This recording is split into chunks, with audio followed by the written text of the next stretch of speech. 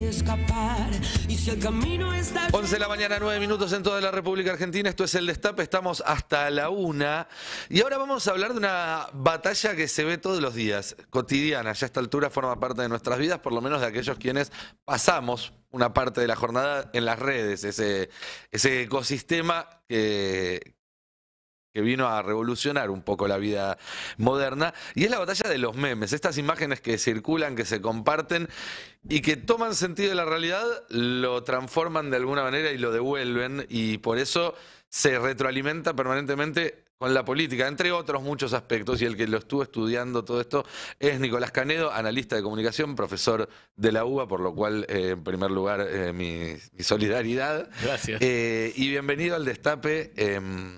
Gracias por haber venido, por supuesto. Gracias a ustedes por invitar. La verdad que tengo 1000 preguntas para hacerte, pero empecemos por el primero, que es ¿qué es un meme? Porque no queda tan claro dónde están los límites entre el meme, el humor gráfico, el collage. Y entre las fake news Entre también, las fake ¿no? news. Hay un montón de cosas que se tocan con los memes y que a veces es difícil diferenciarlo. En general, yo soy partidario de esa parcial indefinición del meme, porque más que un objeto o un género, a mí me interesa más el meme como práctica que hacen los usuarios en Internet y que tiene que ver con reutilizar material disponible de la cultura, del cine, de la televisión y también de lo que pasa en De la propia Internet, que de golpe puede ser un tweet, por ejemplo, reutilizarlo, alterarlo, hacer una nueva cosa y que eso, como por una especie de efecto contagio, le vaya generando a otros usuarios las ganas de participar en lo mismo, en la alteración del mismo material, sumando elementos nuevos.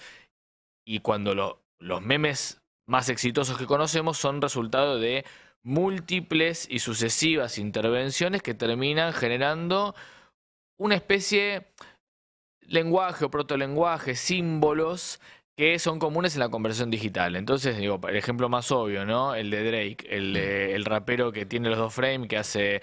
Me contento con una. Claro, y eso es una convención en el lenguaje de Internet para expresar rechazo y preferencia.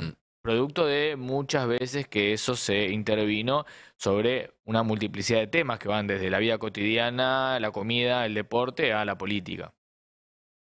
Y a partir de ahí, también lo que sucede es que los memes no tienen un autor, sino que pasan a reflejar algo parecido a la opinión pública si tal cosa existiera, ¿no? Esa indefinición a la vez los hace más representativos en algún punto. Sí, hay autores incluso que vinculan el fenómeno de los memes con otros géneros de la cultura popular, predigitales e incluso grandes medios como el cuento popular, el chiste, que son piezas de cultura, textos, narraciones que tampoco tienen autor, ¿no? La ausencia de autor es un elemento muy tradicional de la cultura popular, de la cultura y de la expresión cultural previa a la industria cultural, a los medios de comunicación. Entonces, los memes tienen un poco esa cualidad, parcialmente, porque después en la conversación hay, podríamos decir, nuevas autorías, nuevas figuras autorales, que muchas veces tienen que ver con figuras anónimas de Internet, que no sabemos en la vida cívica real quiénes son, ¿no? Cómo es su nombre y apellido, cuál es su cara, pero que sí son personajes conocidos en las redes y que de algún modo se vuelven en muchos casos promotores de grandes memes, difusores de grandes memes que ganan mucha visibilidad. Sí, que incluso en ese caso son cuentas que simultáneamente crean y comparten y nunca termina de quedar en claro qué crean y qué comparten, entonces también se diluye de esa forma la autoría. Absolutamente. Sin ir más lejos, y perdón por la autorreferencia, yo comparto muchos memes Sí, los sigo, son buenísimos. Instagram. Y de cada 10 que comparto, cada tanto meto alguno que se me ocurrió a mí o alguna modificación que hice yo. Y no ando aclarando, che, miren que este es mío. Entra en el torrente Es que es así. Internet. Así es como se comportan todas las cuentas de Instagram que producen memes. Se trata más bien como de hacer circular material y en ese sentido hay algo digamos que tiene cierta horizontalidad, ¿no? Obviamente, después siempre hay matices, están los que lo hacen más, los que lo hacen menos, están los que lo hacen de una manera que después en la comunidad de Internet los acusa de robo, hay de todo, pero me parece que hay una ambigüedad inherente al meme en su creación, entre los conceptos de creación, de reutilización, de remezcla, de parodia, de cuánto es tuyo, cuánto es mío, y que finalmente a gran escala eso se vuelve irrelevante o no tiene la importancia que tienen otras manifestaciones de la cultura como el cine, la televisión, que están más más comercializadas, más institucionalizadas, donde la figura de autor y sus derechos de Sí, autor claro. son importantes. Pero no deja de ser un terreno de mucha disputa y que cada tanto genera conflictos. Mm. O, por ejemplo, usuarios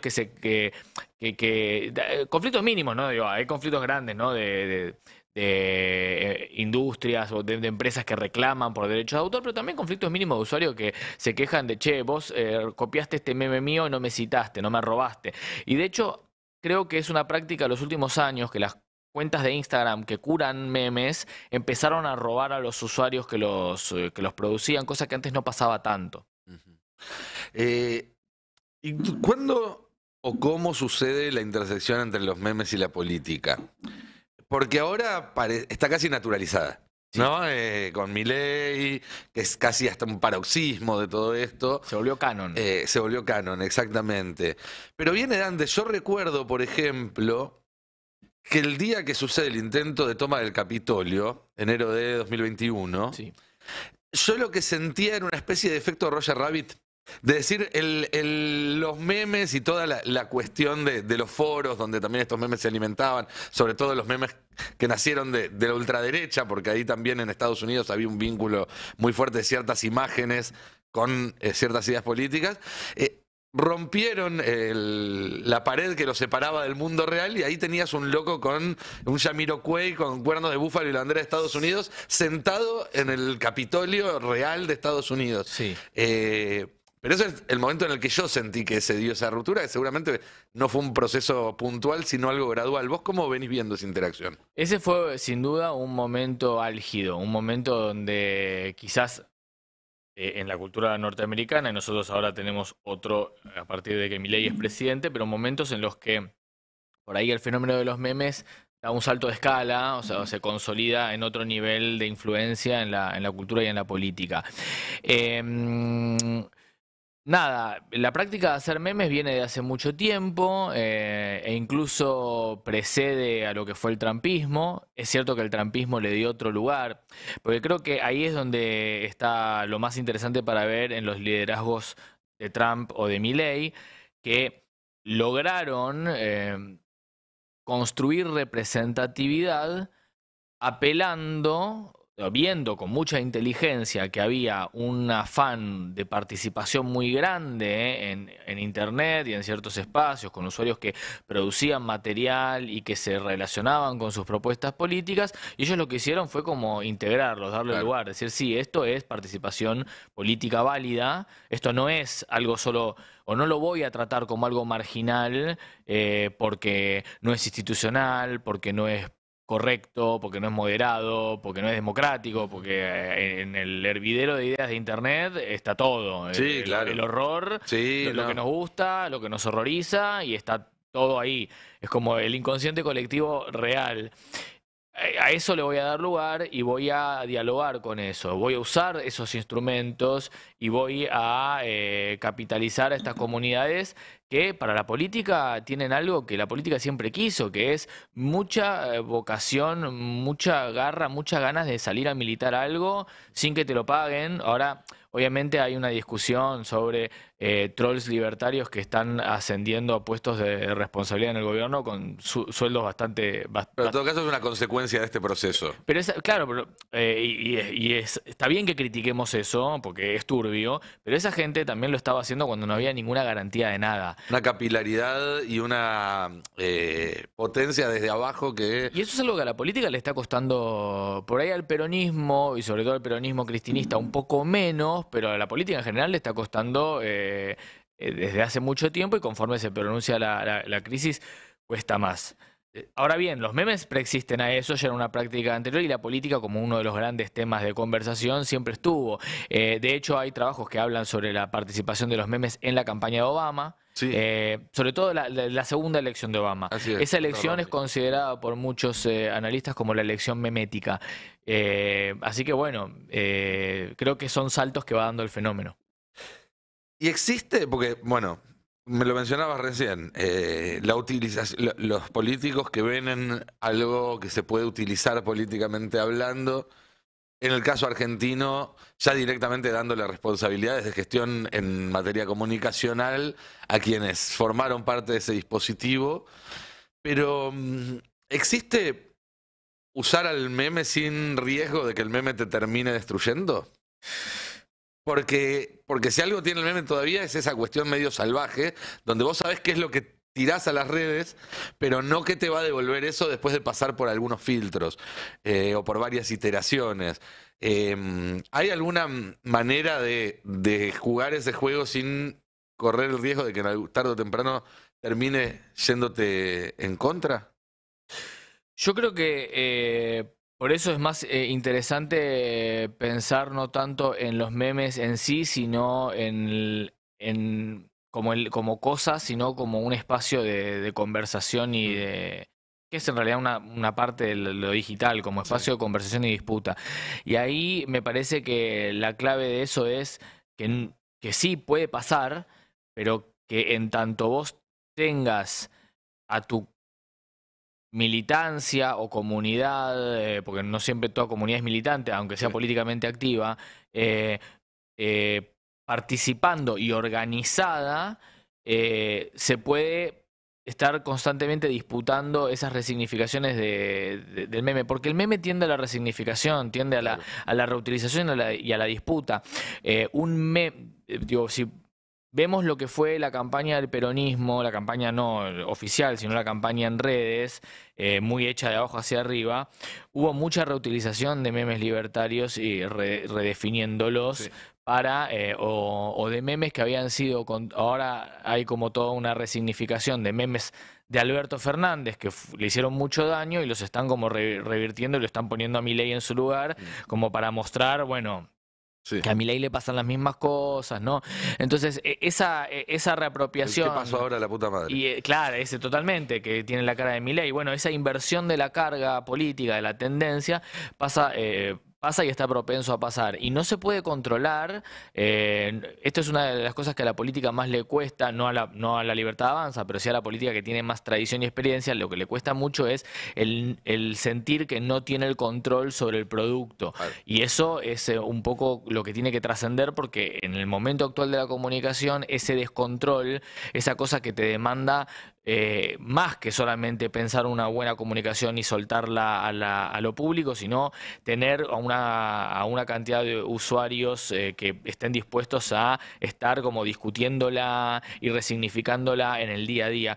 Y yo creo que hay una entrevista que yo siempre la cito porque me parece una entrevista muy buena, de Victoria De Masi, que a través del diario AR siguió a la Libertad Avanza como pocos lo hicieron. Ella le hizo una entrevista a Agustín Romo, un poco después creo que de Agustín Romo, ¿no? Diputado provincial de la provincia de Buenos Aires por la Libertad Avanza, pero que fue uno de los usuarios, sí, uno de los pibes que estaba como más en la conducción de toda la cosa digital, y él en esa entrevista, que les recomiendo que la busquen, dice que no es algo que se pueda controlar de un momento dado. Ahora no lo puedo citar textualmente, pero sino que uno tiene que estar ahí y que es una cosa del día a día, que no se puede sentar una agenda a largo plazo con las redes sociales, claro, que es la discusión del día. Y yo creo que es más táctica que estrategia. Totalmente. Y yo creo que el gobierno eso obviamente que lo entiende porque son los que primero lo instrumentalizaron y ahora lo usan para estar todo el tiempo generando confusión, saturando temas e impidiendo que la oposición se organice en una agenda temática clara,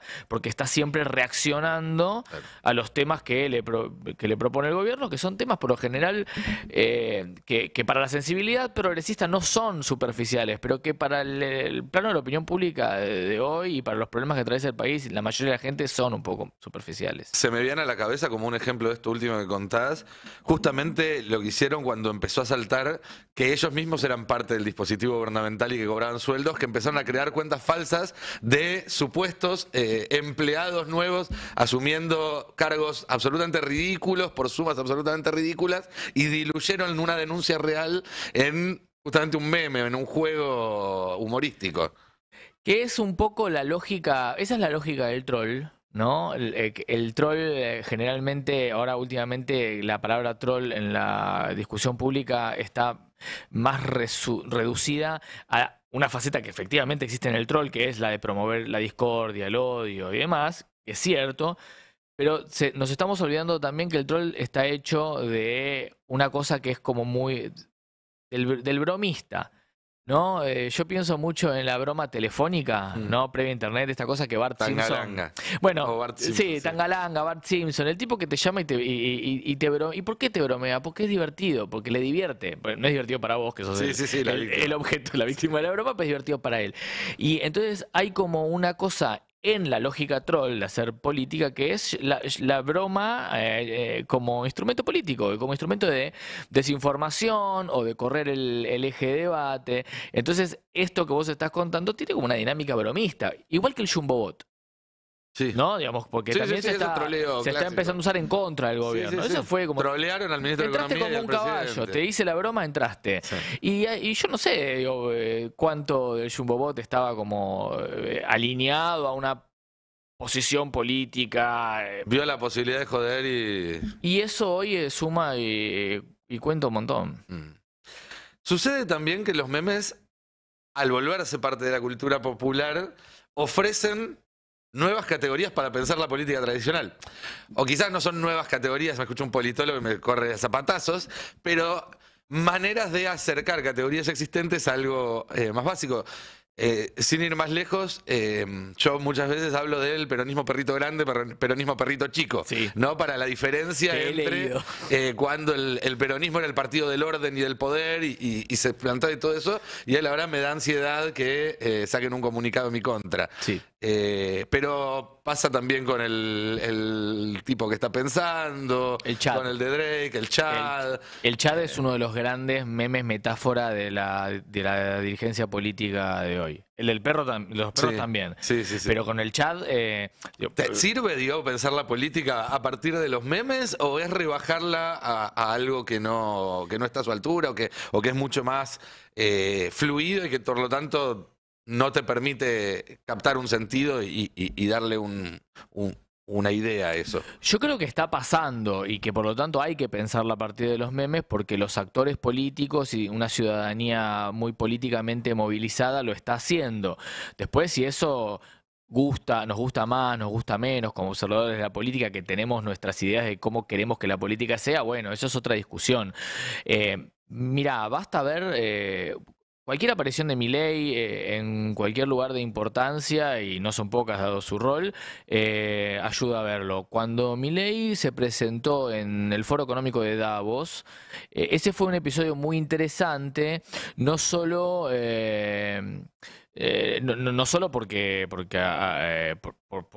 su comunidad de seguidores organizada acá, sino porque también se activaron un montón de promotores de Milei a nivel global, en Estados Unidos sobre todo, donde hay un movimiento que está correlacionado con el trumpismo y que venera figuras como Elon Musk, que militan la descentralización económica, que eso va de la mano con cierta desregulación, y que aprovecharon esa oportunidad para decir, bueno, acá está uno de los nuestros que logró llegar a la presidencia, que fue a decirle a el establishment mundial de Soros, ¿no? Porque ya correlaciona con las miradas conspirativas, a cantarle sus verdades. Y hubo un montón de memes producidos alrededor de eso, tanto locales como extranjeros, pero hubo, que esto es lo más importante de estas movidas en redes, hubo mucha circulación entre esas cuentas, tanto locales como extranjeras, porque lo que hace que esto sea efectivo es la comunidad que se arma, los nexos entre esos usuarios que se van siguiendo entre ellos, replicando el material y lo cual lo va posicionando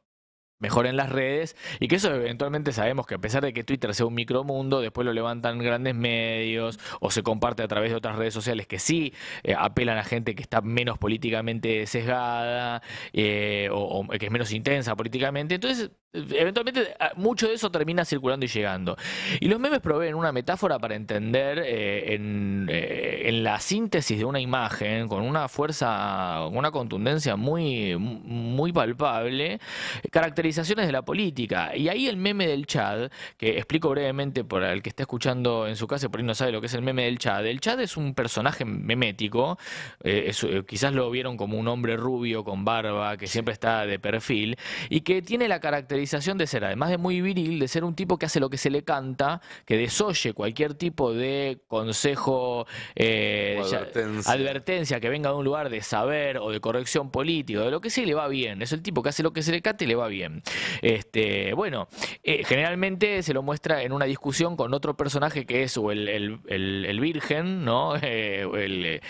Una versión dentro de esta codificación machista de hombre beta, de macho beta, no de macho alfa como el Chad, o un tipo de progresista que está siempre indignado por cosas como que no le importan a nadie y demás. Bueno, Milei fue presentado a través de muchos memes en esa exposición como un Chad, en este caso también antagonizando con otro personaje memético que viene de la cultura de los videojuegos, que es el NPC, el Non-Playable Character. O sea, una persona que carece de pensamiento propio, que generalmente está representado como un individuo inexpresivo de color gris.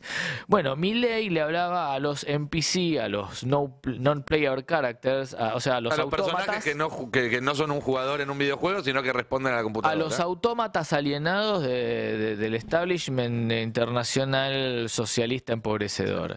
Y él hace lo que se le canta, les dice lo que se le canta y en eso es más eficaz. Bueno, esa es una caracterización súper poderosa, a pesar de que uno pueda, con un montón de lecturas de ciencia política, económica, lo que es decir, es más complejo, como nos encanta decir a los... Sí, es más complejo para cierto nivel de discusión, no el nivel de discusión público que... También hay que reconocer, se está simplificando bastante. Sí, ahí hay otro meme que me gusta mucho, que es el de la campana de Gauss, donde el más bruto y el más inteligente acceden a la verdad y en el medio está el que se sobregira dándole una vuelta extra a todo. El midwit. El midwit, así es. El Wojak.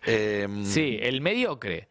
Sí. Hay una idea en ese meme que es muy... uno también dimensiona la popularidad de un meme y su representatividad para captar ideas en cuántas reiteraciones y versiones tiene. Claro. Ese es un meme como el chat, como el de los perritos, es muy reutilizado y cada tanto aparece en la conversación, ¿no?